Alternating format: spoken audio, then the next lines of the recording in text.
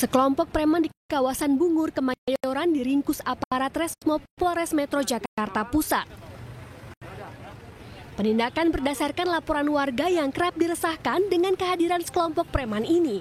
Diduga preman ini adalah orang bayaran mafia tanah yang menutup akses ke pemukiman warga. Polisi pun membongkar blokade yang sempat dibuat para preman. Dalam aksi tersebut sekelompok orang melakukan perbuatan memaksa disertai dengan kekerasan serta ancaman kekerasan terhadap beberapa penghuni rumah atau kosan yang ada di lokasi tersebut. Polisi hingga kini masih mengembangkan kasus ini guna mengungkap praktek mafia tanah yang kerap meresahkan warga. Dari Jakarta, Raniston Sanjaya, iNews melaporkan. Diduga sakit hati, seorang menantu di Kecamatan Tulung Selapan, Kabupaten Oki, Sumatera Selatan nekat membunuh mertuanya sendiri dengan racun biawak. Warga yang mendengar peristiwa tersebut geram ingin menghakimi pelaku.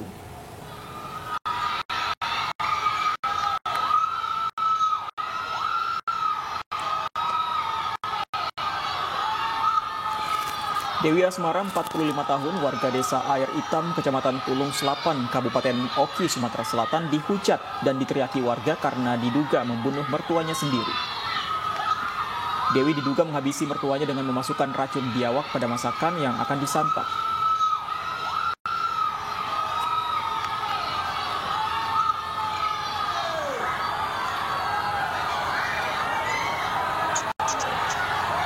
Mendengar peristiwa ini, warga langsung berdatangan ke rumah korban dan menyerang pelaku. Beruntung petugas yang telah tiba sebelumnya sigap dan mengevakuasi pelaku. Tidak hanya mertua, 3 ekor kucing ikut mati karena memakan makanan beracun yang juga disantap korban. Diduga pelaku sakit hati dengan mertuanya.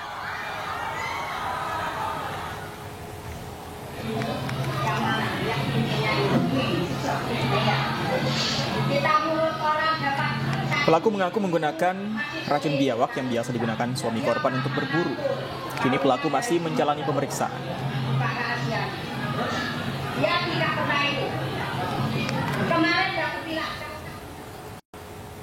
Tawuran antar remaja kembali pecah di kawasan perbatasan Medan Labuan dan Medan Belawan, Kota Medan, Sumatera Utara. Sebuah kios penjual pulsa yang berada di kawasan tersebut pun dirusak dan dijarah pelaku tawuran.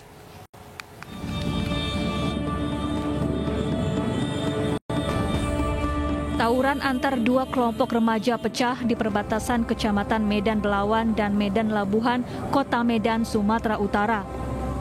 2 kelompok remaja saling melempar batu dan botol kaca. Bahkan sejumlah remaja menggunakan senjata tajam jenis samurai. Mereka juga merusak dan menjarah sebuah kios pulsa milik warga.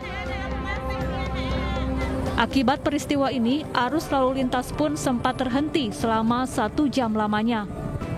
Tawuran pecah diduga akibat dendam lama yang tak kunjung usai antar kedua kubu.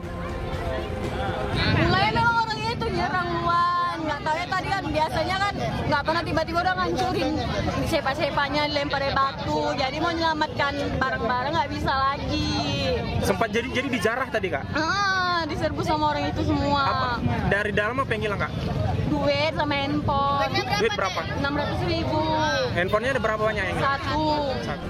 Aksi tawuran akhirnya berhenti usai polisi melepaskan tembakan ke udara. Akibat tawuran ini, sejumlah rumah warga rusak dan seorang pengendara sepeda motor terkena lemparan batu. Dari Medan, Sumatera Utara, Yuda Bahar, iNews melaporkan. Setelah viral dengan memblokade lampu jalan di kawasan Ciceri, Serang, Banten, geng motor All Star diringkus polisi. Dari penangkapan tersebut, polisi menyita barang bukti berbagai senjata tajam.